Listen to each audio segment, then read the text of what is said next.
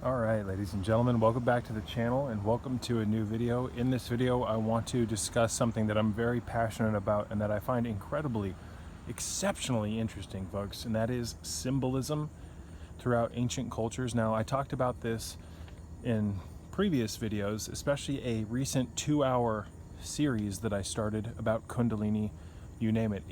Throughout that video, I talked about symbolism, etc. in ancient cultures that point in the direction of Kundalini. And you can see this, reflected in, for instance, religious edifices and monuments and stuff of that nature in ancient Egypt. Even, the hieroglyphics point towards Kundalini. Specific hieroglyphics in general represent particular regions of the brain. So I don't want to repeat myself. I don't want to be repetitive. I just want to say, however, that looking back at ancient civilizations, looking at deities, whether they be from the Hindu pantheon, the Egyptian pantheon, the Norse pantheon, if you look at these deities and the symbols associated with the culture that those deities derive from, you will more often than not, if you know what you're looking for and you remain open, you will see, ladies and gentlemen, that there is a significant degree of Kundalini symbolism in these, again, in the artwork, in the deities themselves, in their culture, in the way that they built their monuments, their religious edifices, their towns, you name it. Ancient cultures appear strongly to have honored the Kundalini energy very strongly through, again, what I just mentioned, their deities, these symbolic references, their religious edifices, their monuments, their temples, you name it. And there really is nothing more divine, at least in my opinion, to pay homage to than the Kundalini energy, which is essentially how we get to know God, because it brings us to Christ consciousness. Christ consciousness is the awakened Kundalini. When the Kundalini awakens at the pelvic region of the spine, the coccyx, the sacral bone, you name it, it climbs up the spine, the stairway to heaven, which is the spine, ladies and gentlemen. It goes to the base of the skull, gets crucified, and then it goes into the brain, illuminates the brain, bridges the schism between the right and left lobes. You are now able to see through what Jesus called the first eye, essentially. When your eyes become one, you will see the world for what it is. So, Christ is actually the awakened Kundalini, and the consciousness that you experience when the Kundalini is awakened. And through this awakened energy, you know God, ladies and gentlemen. So it is true that you know God through Christ. It's just not true in the way that most people think it is. And this energy has been referred to by many things other than Christ, ladies and gentlemen. What about the feathered serpent, Quetzalcoatl? What about Apollo? What about Horus or Heru? There's about 1 million different ways that you can describe the Christ consciousness energy. So, maybe we'll get into that in the near future. I'm sure we will, actually. But it's strange to me to see all of these people brainwashed by modern religion and not using religion as a tool to improve their own lives, to become Christ-like, quote-unquote. Many people seem to think that religion starts and stops with prayer, with Bible study, with having faith, you name it. Modern religion, and I hate to say this, it is highly flawed, ladies and gentlemen, and it has been specifically designed and engineered to lead well-meaning people astray. So the true church of God is your human body. You're walking in your church, in the true church, ladies and gentlemen. What do you think? God only listens when you travel a few miles down the road and go sit on a church pew? Ridiculous. Absolutely ridiculous. So I don't want to get into a whole video about why mainstream modern religion is flawed. I'm not pointing any fingers, I'm not judging, I'm simply making honest observations. So, anyways, you guys, I wanted to branch off from that and talk about symbolism in relation to Poseidon. So if you watch my channel regularly, you know that I just recently posted a video on Archangel Michael and the symbolism of Archangel Michael. Archangel Michael is a modern depiction of a much more ancient deity. Depending on who you research, it appears that Archangel Michael is kind of a modified version of Kartikeya. But that's besides the point. I don't want to get into that, ladies and gentlemen. We'll talk about that in the near future. And you know, I talked about that in that most recent 2-hour video that I mentioned at the beginning of this video. So if you haven't watched that, please go back and watch that, because I believe that if you listen to it from beginning to end, you can derive a lot of benefit from it.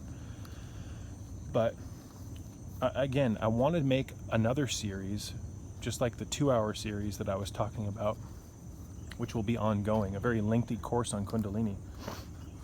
I wanted to make a series on deities and the symbolism contained therein.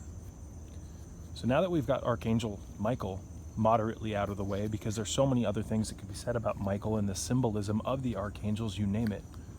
We'll go deeper into that subject in the near future. But now that we've got that first video of the series out of the way, the Michael video, let's talk about Poseidon, ladies and gentlemen. Poseidon is something that I lightly touched upon as well in that 2-hour video. Poseidon is the god of the sea, is he not? The sea, as I mentioned in that prior video, is not to be taken literally. This is where many people get led astray. They take things 100% literally. They don't see the content beyond the surface. They judge the book by the cover, so to speak. The sea, ladies and gentlemen, is the subconscious mind. It is the vast depths of the subconscious mind. It is the abyss, the true abyss, hell, that which lies beneath. The real hell is not some place down below, ladies and gentlemen, where you get sent by some tyrannical god if you didn't abide by every little rule that he laid out for you. The true hell, the true abyss, is the subconscious, ladies and gentlemen. It's all the gems that are lying beneath the surface. Here in the Matrix, we only use our conscious minds. And even though we use our conscious mind, we only use a very small percentage of our conscious mind. Proof of this, ladies and gentlemen, is the actions people take here in this Matrix that are governed by their conscious minds. They're not divine actions. People don't act in accordance to their higher selves. So again, even though we use our conscious minds to navigate here in the Matrix, we don't use the enlightened conscious mind. We operate in what I call the land of the bottom feeder. Let's let this truck pass. Poseidon, ladies and gentlemen, represents the subconscious. It also represents the power of the subconscious when the Kundalini is awakened. Now we can look at Poseidon's trident, and you'll notice that he has a trident that is a shaft, which represents the Sushumna, the main central channel that runs in the cerebral spinal system that the awakened Kundalini moves up when it is awakened at the coccyx, or the pelvic floor, the sacral bone, the throne of God. The main shaft on Poseidon's spear or trident represents the Sushumna. Now you'll notice, and you can look on the screen right now, that Poseidon's trident has 3 points at the top. The outermost points represent the rising serpents, the Ida and the Pingala energy channels. If you don't know what I'm talking about, please go back and watch my most recent video on the Caduceus, where I explain what these channels are. What Poseidon is holding in his hand, ladies and gentlemen, his trident, is just another depiction of a Caduceus. It looks more like a pitchfork, but if you look at it for what it is, you'll realize that there is a main channel, a main shaft, just like on the Caduceus. And there are 3 points. The middle point on Poseidon's trident, ladies and gentlemen, represents the divine mind, the crystallized mind. In many ways, shapes, and forms, it represents what the bulb or the sphere represents on the modern depiction of the Caduceus. It also represents the mind once it reaches Christ consciousness, or what I like to call gnosis. When your mind is truly awakened through Kundalini, you can pierce through the dimensions and see what was normally veiled to you, ladies and gentlemen. So in many ways, shapes, and forms, Poseidon is a representation of the power that is derived from the subconscious when the Kundalini moves through the waters and awakens the brain, awakens the entire cerebral spinal system, all of the glands, you name it. And what's very interesting is that Poseidon's chariot, if you want to call it that, his mount that he rides through the waters of the subconscious, is literally named Hippocampus in Greek mythology. The chariot that Poseidon rides through the subconscious waters is named Hippocampus, ladies and gentlemen, and the hippocampus is part of the limbic system of the brain. So, I find it very interesting that the literal name of Poseidon's mount, that he rides through the vast waters of the subconscious, its name is Hippocampus, and Hippocampus is the name of a part of the brain. It is part of the limbic system. It has a lot to do with learning and memory, ladies and gentlemen, especially, or not especially, but partly spatial memory in regards to navigation. And what did Poseidon use hippocampus for? To navigate, just like we use our hippocampus for. Or what we use our hippocampus for. I'm not sure I think that came out wrong, excuse me. But again, this particular region of the brain has a lot to do with learning and memory and navigation. So it appears that Poseidon is a symbolic totem, if you will, of the power that is derived from not only waking up the Kundalini, but tapping into the vast reservoirs of the subconscious, which again, the infinite waters or the deep waters of the ocean represent the subconscious. This is a well-known fact. The ocean has represented the subconscious as well as the emotions for thousands of years, ladies and gentlemen. So you can look at the ocean as what's above the water as the conscious mind, and then you can look at what's beneath the water as the subconscious mind. So I have a handful of videos discussing what the subconscious is and why it is so essential to understand and to tap into. All true magic is derived from the power of your subconscious, ladies and gentlemen. Kundalini takes the subconscious and merges it with the conscious mind. This is when the waters, so to speak, the tidal waves, when Poseidon comes out of the water and reaches the surface, ladies and gentlemen, what do you think that means? That means merging what was below with what's above. Piercing two worlds at once, the conscious mind and the subconscious.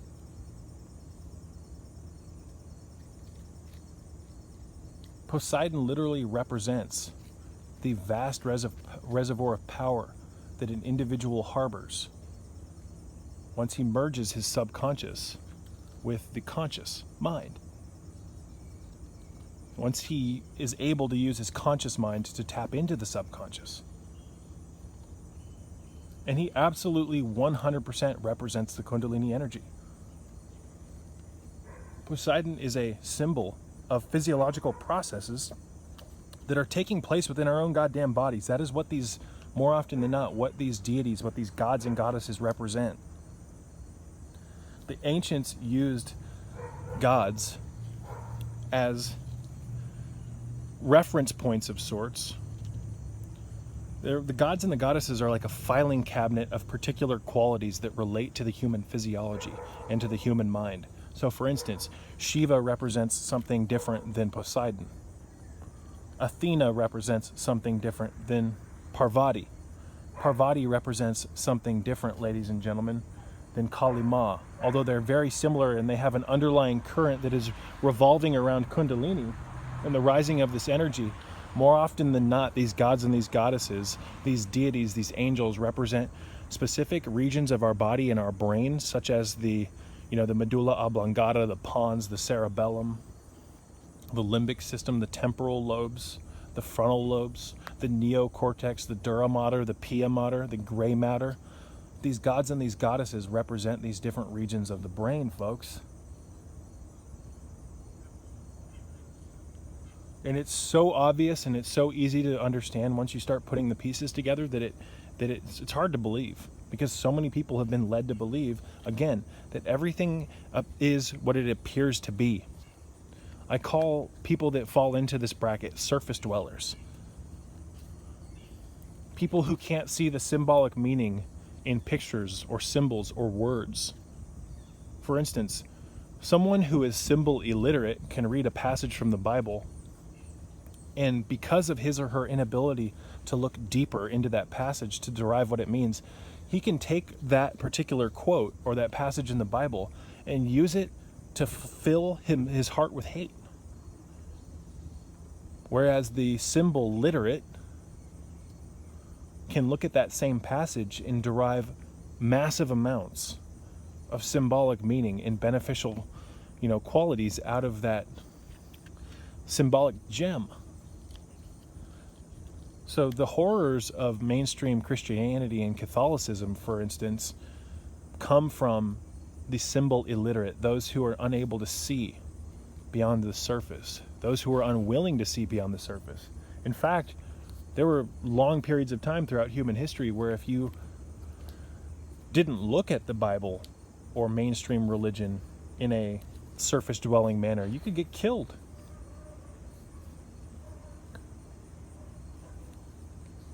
You could get your monkey ass killed. So, I don't want to make this too long, ladies and gentlemen, but we're going to go deep into, looking at these gods and these goddesses. I really want to talk about Kali Ma next, which is a very misunderstood goddess, the Dark Mother. To a large extent, this represents, again, the subconscious and the shadow. And the shadow is a very important thing to understand, not only for a deeper meaning, it's a very important thing to understand in the realm of psychology and ancient psychology, which is the psychology that the master magicians of the priesthoods of Egypt and whatnot, they understood this stuff. Hope that makes sense. The shadow is a very important thing to not only understand, but to integrate. We can use these gods and these goddesses as energetic pylons of sorts to speak to our subconscious, to imbue our inner mind, the abyss, the true hell, the true deep waters of the ocean, the subconscious. We can use these symbols, ladies and gentlemen, to beam these qualities back into our subconscious mind. We know that the language of the subconscious is largely symbolism. And because of that, we can actually use symbols, if we know what we're doing, to speak to our subconscious. These gods and these goddesses, if they're approached properly, ladies and gentlemen, as symbols that represent things and processes that you can undergo within your own body, can act as very potent, almost like divine GPS markers that we can follow so that we can get to particular destinations, so that we can evolve or stimulate the evolution process within us, ladies and gentlemen. So Poseidon's staff is an aquatic version, a Greek version of the modern caduceus, the Vel spear, the thyrsus, also known as the thrysus, the scepter.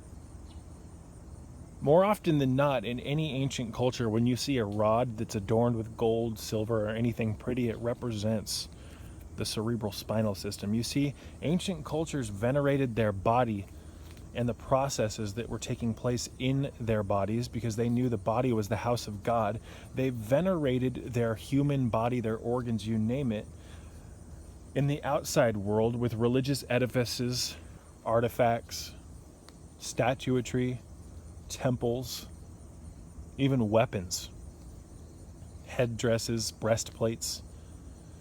But nowadays they want you to think that our not so distant or not so, our not so distant ancestors, our ancient ancestors of yesteryear, they want you to think that they were primitive people who, were pretty much just caveman 2.0.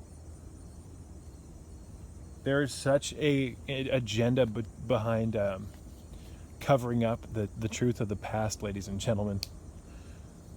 For instance, mainstream modern Egyptology is so corrupt, they want to hide the truth of what Egypt is from you. And they know where a lot of these buried temples and whatnot are, ladies and gentlemen. A large majority of Egypt is under the sand. waiting to be rediscovered. But they've lied to us exponentially about Egypt, how their cultures worked. They basically want you to think that they're stupid, or were stupid. Even though with today's technology, we can't even figure how the fuck they made the pyramids. See, the pyramids were at one point pristine. Egypt at one point was pristine. When you look at Egypt now, you see a bunch of rubble. And because you don't, again, go past the surface, you think that, oh, look at that primitive society. You know, they were living in little huts and, you know, stone buildings. No, Egypt at one point was a lush paradise. The pyramids at one point were completely flat with a capstone. Now you see a bunch of rubble because of what we've done to it. It's been looted exponentially. And we've tinkered around with our stupid little instruments and all our bullshit for far too long. These people were serpent people, ladies and gentlemen. Read Philip Gardner's book, The Serpent Grail, then read his book, Gnosis. Start uncovering the truth of what these, again, not so distant ancestors of ours, these divine people, were into. Stop living such a boring life here in the Matrix and subscribing to this disgusting way of living that we've all subscribed to, where we think the meaning of life is to grind our gears our whole life and to, you know, maybe get into the limelight and become famous or rich, this, that, and the other. There is no abundance in money, ladies and gentlemen. Money is a tool that can be used for great things. But true abundance comes to the individual that wakes up the inner lantern, that causes the Christ oil to rise up the cerebral spinal system, ladies and gentlemen, to be crucified and reach the promised land, which is your goddamn pineal gland and pituitary, your brain. Chasing money and bullshit your whole life is never going to fulfill you. The only way to fulfillment and the only way to resurrect from the dead, truly, ladies and gentlemen, is to raise the twin serpents. The ancients knew this, and there are those amongst us who in the modern world know this as well. So some people may not want to hear that. Some people may have a problem with me saying that, but it's true regardless. Without the Kundalini moving through us, we exert or experience 0.00001% of our potential. And how can you, when you exert that little potential, consider yourself to be a living organism? You may be alive in some sense, but are you? That's like saying that a battery, that's like saying, excuse me, ladies and gentlemen, let's just put it this way. Look at yourself as a light bulb. Now imagine that you as a light bulb, or let's just look at it this way. Imagine in front of you on the screen right now, you see a light bulb. And that light bulb only puts off 1% of its potential wattage or its illumination. Is that a healthy light bulb? Is that light bulb truly working? Or is it basically dead? Now let's take that same light bulb and put it in the right conditions so that the 100% of its potential can be used. That light bulb is alive, ladies and gentlemen. It can illuminate things. It is working properly. When you are not working properly, when these specific energetic highways and pathways within our body are shut off, these Kundalini pathways, we are not truly alive. And I hate to say that, and I hate to be the bearer of bad news, but it is 100% the truth. We have had these specific energetic pathways, these highways I like to call them, within our body that the Kundalini energy moves through. They have been intelligently redirected by the powers that be. And because of that, we go the duration of our lives never experiencing what our body and our mind was designed to feel like, because unless these highways are working properly, you can't experience this. It's just like it's just like you can't get from one side of the bridge to the opposite side of the bridge if the fucking bridge is broken. You can try, but you're going to go right down in the water beneath or the land beneath. We have all of these processes within our physiology that have been redirected so that energy, instead of moving like a circuit from point A to point B, drops off just like the bridge and just gets recycled. And the master magicians, the master psychologists that run the show here, ladies and gentlemen, don't ever doubt their ability to do these things. They know your body and your mind greater than you know it. 10,000-fold. So the true path of reacquisition of lost power and for you to get yourself back on track is to realize, ladies and gentlemen, that you have been hoodwinked and tricked and that you have a lot more power in your own hands that you currently know. But it's going to take your participation to realize that. You need to get healthy. You need to start working on yourself, ladies and gentlemen. You need to start getting the medicinal mushrooms back into your system and the magnesium. All these things that I talk about here on this channel exist for a reason. I don't get on here just to rant and rave just because I'm bored or because, oh, magnesium is interesting. No. I talk about these things often, and I get a little bit repetitive at times about this stuff because not only does repetition of a message constitute mental programming, but the stuff, at least in my personal subjective view, works very well. And it's worked for a lot of other people. So when I find things that work for me, and when I recommend them to others, and the results that I got are duplicated in them, in their lives, and I get a large percentage of people noticing this, the success rate, I like to preach about it. And I'm not even preaching about unique things that I've come up with. Some of the stuff I talk about I've come up with, but I didn't come up with grounding. I didn't make reishi mushroom, cordyceps, ganoderma, all these amazing things. I didn't make this stuff. This is ancient stuff that is waiting for us to rediscover and use so that we can stop living under the wing of this toxic archon.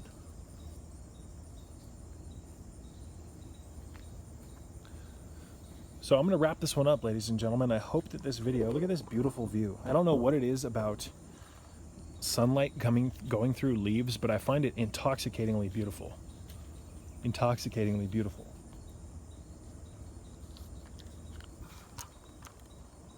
If we can change our minds, ladies and gentlemen, and the way our brains work, we can see things drastically different. People tell me, oh, that's really new agey. No, it's actually not. There is a lot of mind power stuff within the new age community that's absolute bullshit. But let's talk about changing the way the brain works in relation to changing your worldview.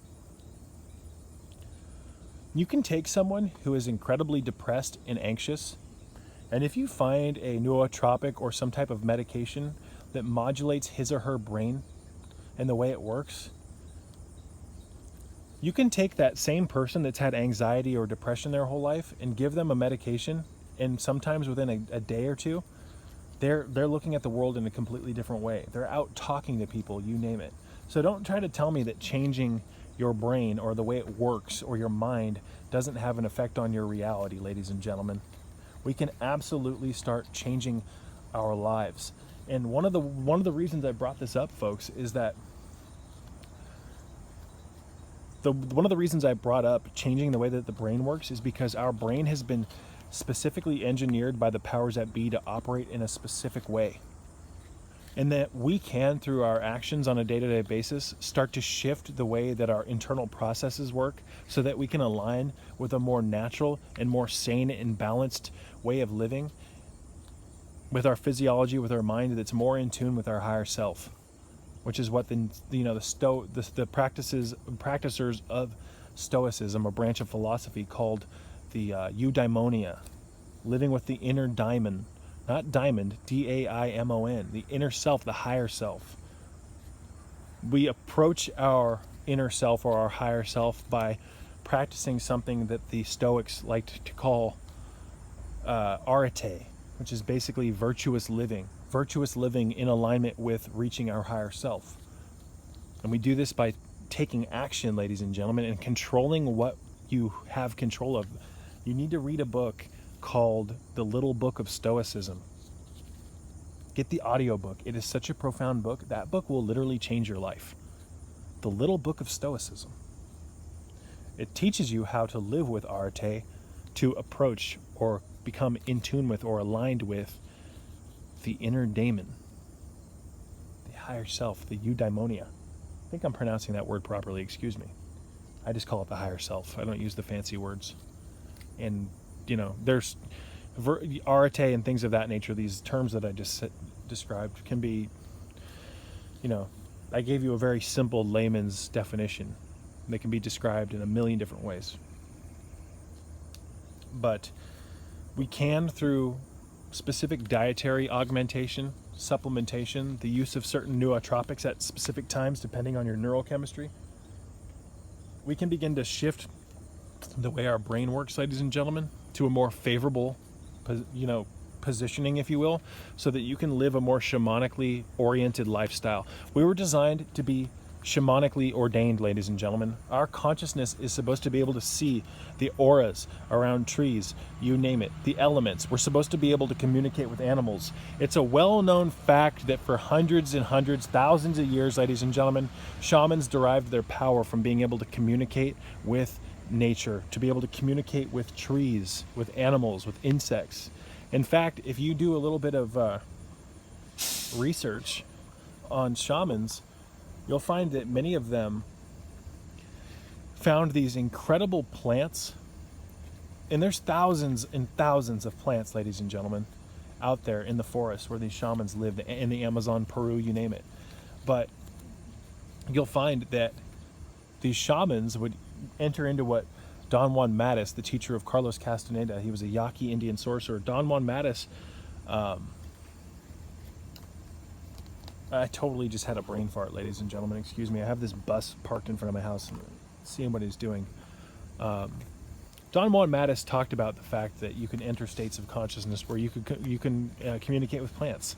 You can communicate with animals. I've experienced this myself. I know it's the truth. But these shamans, somehow, some way, out of the thousands of varieties of plants in their native, or where they live, they found unique combinations that the odds of them finding those combinations are incredibly slim. I've talked about this in a video of mine on my channel called In Search of the Serpent. Go watch it. I don't want to get into it in this video. I don't want to get repetitive, but we can change the way our minds work, and in doing so, shift our assemblage points. The shifting of the assemblage point is how we start to reconnect with our lost power.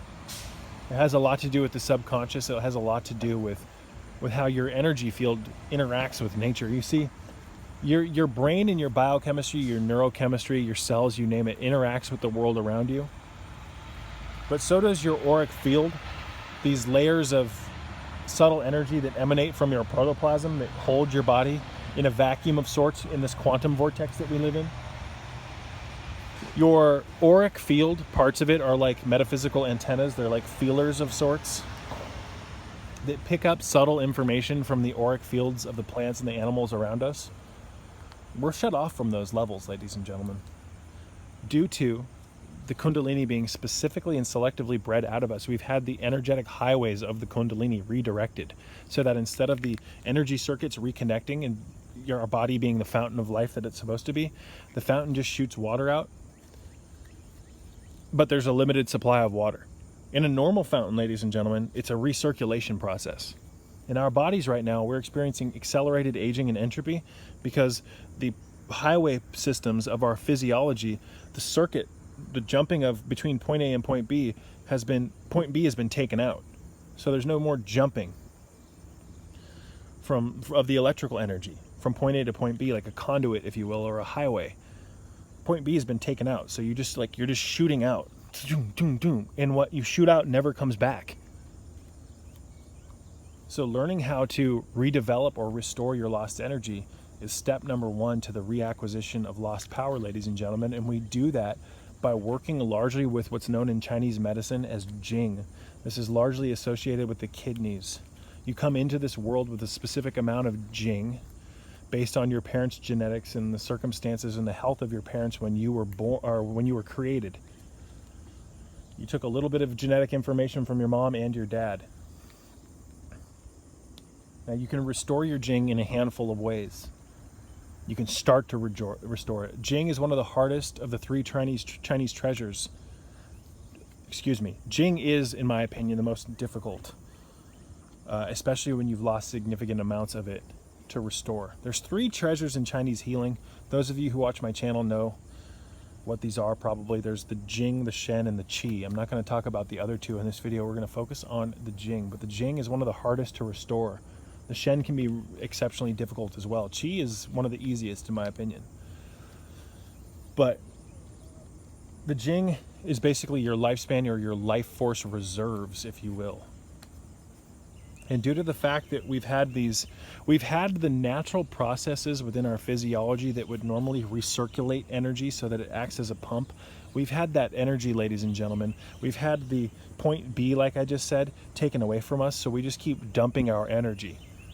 And because of this, we need a quick and efficient way to start rebuilding the energy that we're losing and that we've already lost, which is why I talk about, especially on my Patreon page, the alchemical energy gathering exercises, elemental vampirism, going out and accumulating energy through specific breathing techniques and visualization techniques and grounding from the elemental kingdom. You can use elemental energy to restore your lost energy reserves, ladies and gentlemen. And as you're seeing on the screen right now, I've talked, and please excuse my dirty backyard, I've talked about the grounding pit. The grounding pit is something that's mentioned in Carlos Castaneda's books. Don Juan Matus, the Yaqui Indian sorcerer, goes on to teach Carlos the power of grounding.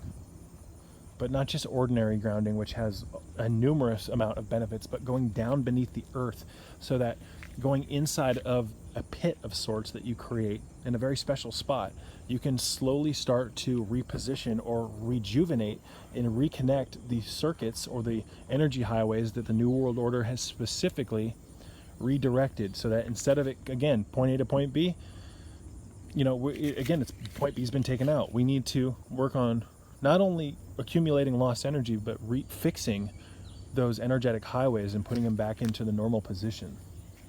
So this is something that I like to keep personal. I don't like talking a lot about it, but it is what it is. It's on the screen right now if you want to see it and if you've watched this far.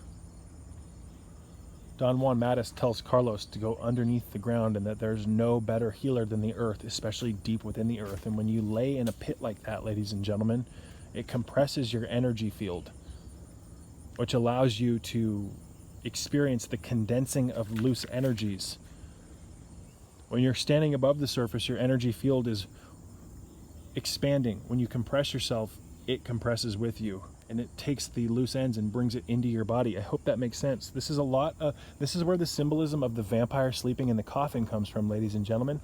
The vampire is a creature that doesn't feed on people physically. Well, he can through certain alchemical energy gathering techniques, but the vampire derives its power through dreaming. It sleeps in a coffin because the coffin condenses the energy body. And when the energy body is condensed, it makes becoming lucid much easier. There's a little secret from you that you're never going to hear anyone talk about. All these people talking about lucid dreaming and all this stuff. In order to lucid dream, you have to have a sleep chamber. You have to have your environment in tune, ladies and gentlemen. Again, this is where the symbolism of the vampire comes from. The vampire sleeps in the coffin to condense the energy body so that he can wake up at night and become lucid and enter the gates of dreaming, just like Don Juan taught Carlos Castaneda. And what the vampire ends up doing, ladies and gentlemen, and here's another secret that no one's ever going to tell you about. The real vampires become lucid in their dreams and enter through specific gates of dreaming. Read The Art of Dreaming to learn more about the gates of dreaming. And what they end up doing is they end up coming back into the physical world that they're sleeping in, but in their dream double. They end up navigating through this physical world in the dream double and feeding on people that way. Vampires are real, ladies and gentlemen, and you can absolutely wholeheartedly 100% feed on people while lucid. So the true vampire, is a very potent archetype, and most people do not know what the hell it represents even slightly. The real vampires are the ancient alchemists, ladies and gentlemen. They're obsessed with energy and the storing of energy so that they can live indefinitely. The vampire is a death defier, is it not? Well, how the hell are you going to defy death without energy? You see, the acceleration of aging and the acceleration of entropy here in this matrix is caused by, the catalyst for it is energetic loss. Why? Well, to a large extent, I've already explained it. It's because the life rejuvenating properties of our body have been redirected, the electrical signaling systems, so that instead of us recycling like a fountain full of water, the energy in our bodies, we just dump the water. Imagine, ladies and gentlemen, for a second, a fountain. The fountain is full of water. You turn the fountain on, and instead of the fountain recirculating the water back into the reservoir of water, it just shoots it out. And the reservoir that is filled is slowly getting smaller and smaller and smaller as the water shoots out. This is what's going on in the world right now. So anyways, you guys, we've gone into a handful of subjects in this video. I'm going to wrap this one up. I love you all. Work on your health. I wanted to just summarize something before I leave until the next video. I talk about the medicinal mushrooms, ladies and gentlemen, because they restore Jing really quickly, especially the chaga. There's also a herb called Hosho Wu that has been known to restore Jing, and Schisandra berry restores Jing as well. That is why I talk about Schisandra. Schisandra stimulates, tonifies, and brings balance back to the three treasures of healing, the Jing, the Shen, and the Qi. But the medicinal mushrooms, ladies and gentlemen, I talk about taking them, and I recommend taking a complex of them that has cordyceps and chaga and maitake and turkey tail and reishi spore extract and all this good stuff. I talk about the importance of doing this because the mushrooms directly affect our Jing levels. They can help you rebuild your Jing in a very quick time, or rather quickly. I don't want to take a supplement. I don't want to do this. I don't want to do that. Well, that's your choice, and I respect that. But the medicinal mushrooms are some of the most powerful healing allies that we can use here in this world. But with that aside, I love you all, and may peace be with you.